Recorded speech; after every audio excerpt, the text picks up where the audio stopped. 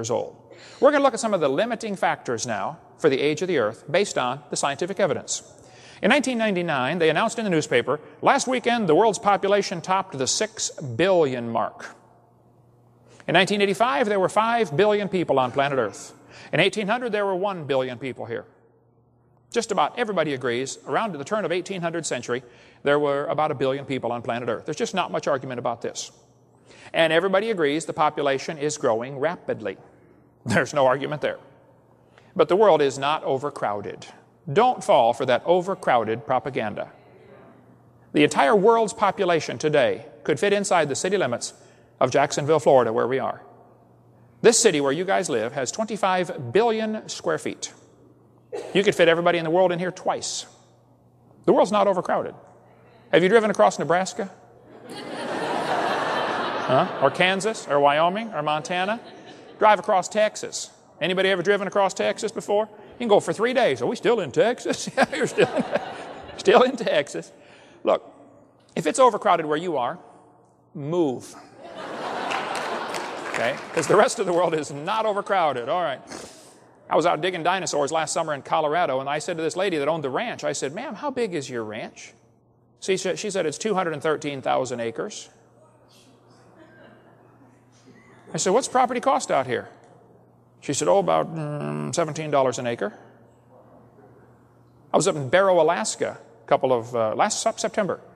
Talk about north. That's as far as you can get. You get Arctic Ocean after that. We went up and touched it, of course, you know. I said, how many people live in this county? He said, well, this county is called a borough up here. It's the North Slope Borough. It is about twice the size of Ohio. It's about 50% bigger than the whole state of Florida. Just one county has a population of 10,000. I said, what's property cost up here? He said, cost? Come on up. I'll give it to you. How much you want? Back when Jesus was here, the population on planet Earth was about 250 million people. 250 million. There were lots of censuses done at that time. That's why Jesus was born in Bethlehem. I mean, all the rulers tried to count their people so they could tax them, you know. Nothing's changed over the years. So it's pretty well established that the population was about 250 million at the time of Christ, and it's now 6 billion. And if you plot the numbers on a graph, you can see it points clearly to the entire population starting about 4,400 years ago, when 8 people got off of Noah's Ark. See, if you start with 8 people having kids and grandkids and great-grandkids, you can get a population of 5 or 6 billion in a few thousand years. So if you believe in evolution, you got a serious problem. Because you think man's been here for 3 million years. Do you realize in 3 million years the population would have grown?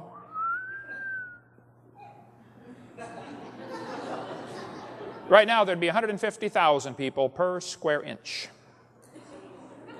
That would be crowded.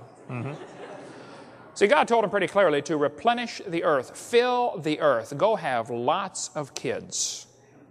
He designed the world to be inhabited. That's why he formed it, Isaiah 45 tells us. He formed it to be inhabited. He wants lots of people here. But Satan, of course, wants the opposite of what God wants. We got people that believe just the opposite of what the Lord wants, like Jacques Cousteau, who said, in order to stabilize world population, we need to eliminate 350,000 people a day. Nice guy, Jacques. Ted Turner said we need a 95% decline in world population levels. Okay, Ted, you first.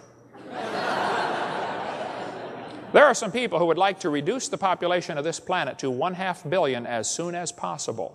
They think we're hurting Mother Earth.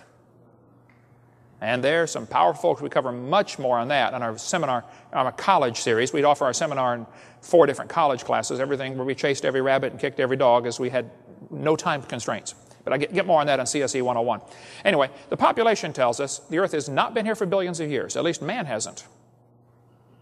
Now, I don't know what's going to happen in the future about these idiots reducing the population, you know, with chemtrails and all that. We'll see, but we'll cover more on that in video 7. The fact is, the population says it's not been billions of years. Actually, scientists are agreeing now that there is a genetic bottleneck sometime in man's past. This article said that based on the DNA studies, they're putting a bottleneck theory. There used to be, just about everybody was wiped out down to just a few people, and we all descended from just a few people on Earth. Well, duh. I even know the names of some of those people. Noah, Shem, Ham, and Japheth.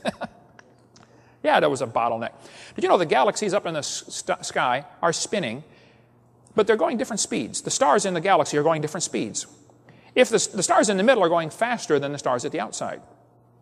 If the galaxies were billions of years old, they would no longer have these spiral arms. The spiral arm galaxies are proof they are not billions of years old. So if somebody wants to believe they are, okay, you believe whatever you want, but it goes against the clear scientific evidence from the galaxies. They cannot be billions of years old. Stars blow up about every 25 to 30 years. If it's a little one, they call it a nova. If it's a big one, they call it a supernova, okay? But about every 25 or 30 years, a star explodes. Well, they search the heavens with the Hubble telescope, and they can not even find 300 supernova rings. Question, if the universe is billions of years old, why aren't there billions of supernova rings? Why less than 300? Which would mean less than 10,000 years. Yeah. Some people say, well, new stars are forming in Crab Nebula. No, there is no evidence of new stars forming.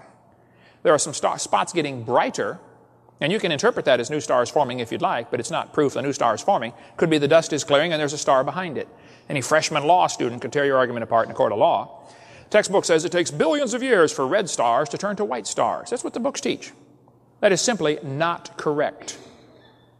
We have overwhelming evidence that stars do change, that, they fall apart, they burn out, they change from red stars to white stars. There seems to be pretty good evidence for that. But we also have evidence it does not take billions of years. All the ancient astronomers said Sirius was a red star.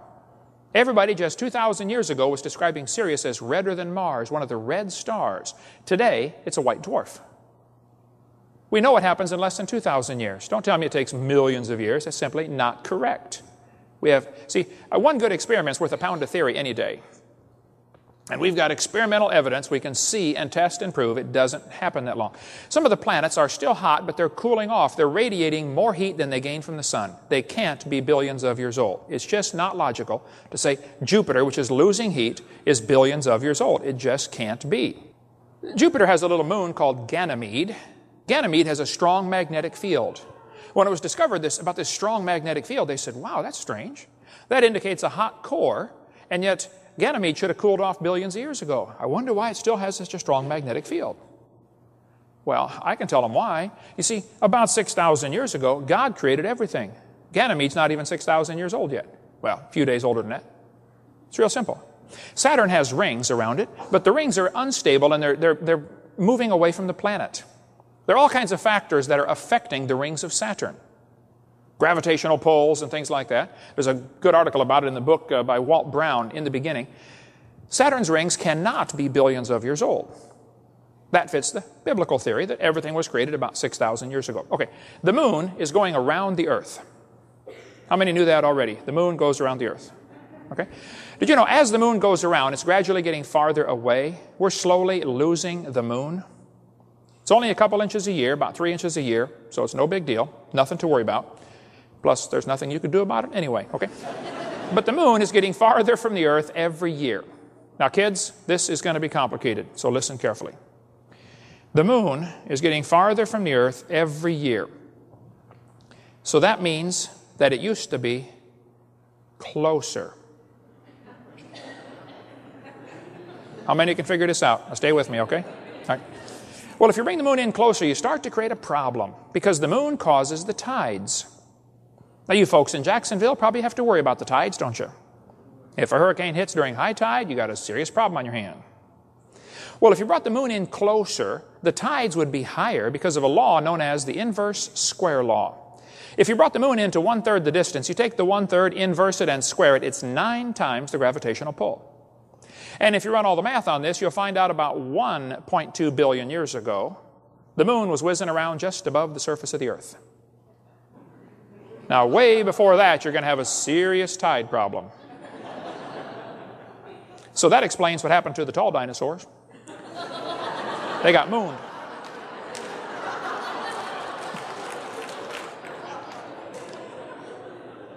Comets are flying around through space, but comets are constantly losing material. That's what the tail is blowing off of a comet. It's losing part of itself, okay? You can't just keep losing and losing. Pretty soon, it's gone. You know, it's kind of like your checkbook. See, if your outgo exceeds your income, your upkeep will be your downfall every single time. Well, these comets are losing material, and it's been estimated they can't last more than about 10,000 years. Okay, well then I have a question. If the Earth is billions of years old, and if the universe is billions of years old, why do we still have comets? I mentioned this in a seminar one time, that this is an evidence that the universe is not billions of years old. Just the very existence of comets, like Halley's Comet, it proves it's not billions of years old.